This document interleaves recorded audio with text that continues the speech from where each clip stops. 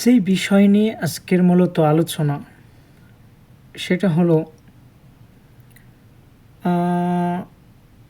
বড় ভাই মুফতি আমির হামজা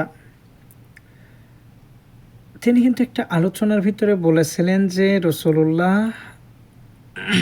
অর্থাৎ নবী অর্থ সাংবাদিক, বার্তাবাহক।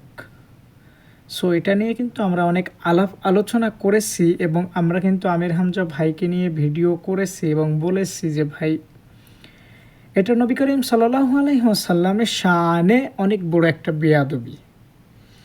সো সাংবাদিক বলাটা আপনার একেবারে ঠিক হয় নাই।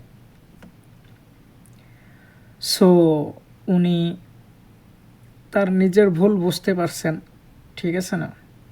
তারপরে উনি এক মাহফিলে এসে এইরকম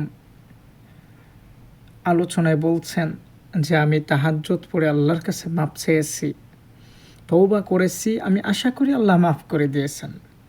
সো আলহামদুলিল্লাহ, অনেক খুশি হয়েছি, ঠিক আছে। সো এর ভিতরে অনেক বড় বড় পীর সাহেব আছেন, আমি তাদের নাম নিই। ইসলামের সাথে কোরআনের সাথে তাদের নাম নিলে গীবত বলা হয় না, এটা জাস্ট বোঝানোর জন্য বলতেছি। ডক্টর এনায়েতুল্লাহ আব্বাসী, ওনার প্রত্যেকটা ভিডিও কিন্তু টার্গেট হয় যে কোনো সংবাদ বাহককে নবী বলা যাবে না, যে বলবে সে কাফের হয়ে যাবে, তার ঈমান চলে গেছে, সে কাফের হয়ে গেছে।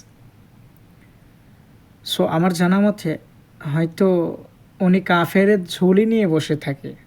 কই আমরাও তো আমির হামজা হুজুর ভুল করেছে, অনেক উলামা একরাম কিন্তু বলছেন যাহা এটা নবীর শানে অনেক বড় চরম বেয়াদবি।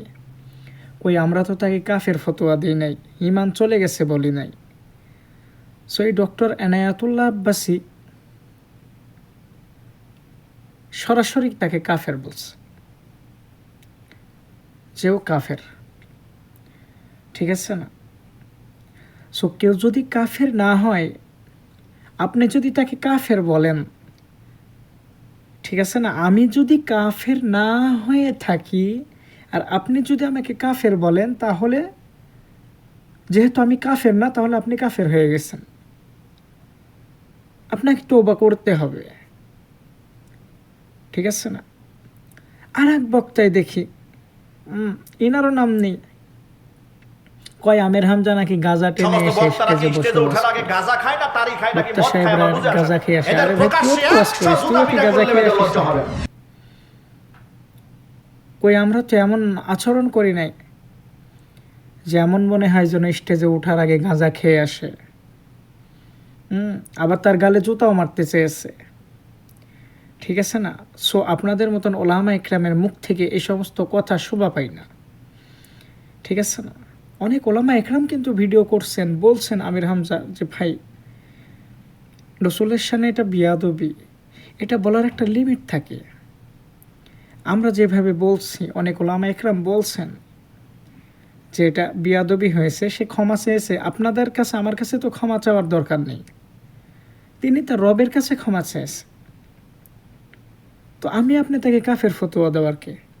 ভিডিও তো আমরা ওনাকে নিয়ে বানাইছি, আমি নিজে ওনার এক ভিডিও ফেসবুকে পোস্ট করছি যে উনি ক্ষমা চেয়েছে, আলহামদুলিল্লাহ, ঠিক আছে না? সো আমি আপনি তাকে জুতা মারতেছি, সে গাঁজা খেয়ে সে স্টেজে ওয়াজ করতেছে, কেউ কাফেরের ঝুড়ি নিয়ে বসে আছে, শুধু কাফের কাফের করে, বোঝার বিষয়। সো আমরা চাই প্রত্যেকটা ওলামা একরাম মিল দিয়ে চলবে, তাহলে আমাদের জন্য সহজ হয়ে যাবে। আমরা নিজেদের ভিতরে যদি ঠেলাপড়া করতে থাকি, তাহলে মানুষ দেখে তো হাসাহাসি করে যে শালা এরাই তো ঠিক নেই, ওলামা একরামই ঠিক নেই, এরা আবার হেদায়াত নিয়ে আসবে কেমনে, এদের কথা কি শুনবে? সো প্রত্যেকটা ওলামা একরামের কাছে আমি বিনতি অনুরোধ করব, কোনো ওলামা একরাম কাউকে কাফের ফতোয়া দেওয়ার আগে একটু চিন্তা করবেন। কোনো ওলামা একরাম একজন আলেমকে বেজ্জতি করার আগে একটু চিন্তা করবেন। যে আলেম যত বড়ই হোক না কেন, হক্কানি পীর মাশায়েখ হোক না কেন, সে যদি ভুল করে তার ভুলটা ধরে দিতে হবে। সো এটার মানে এটা নয় তাকে জুতা মারবে, গাঁজা খেয়ে আসতে তাকে কাফের ফতোয়া দিতে হবে, এটা কখনো ইসলাম তোমাকে আমাকে বলতে বলে নাই। সো প্রত্যেকটা ওলামা ইকরামের কাছে বিনতি অনুরোধ যে এই সমস্ত কথা আমরা না বলবো। আমরা চাই মিল হয়ে একসাথে দিনের কাজ করবো ইনশাল্লাহ, তাহলেই আমরা কামিয়াবি লাভ করতে পারবো।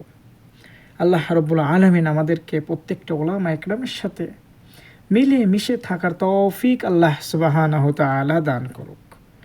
আমিন।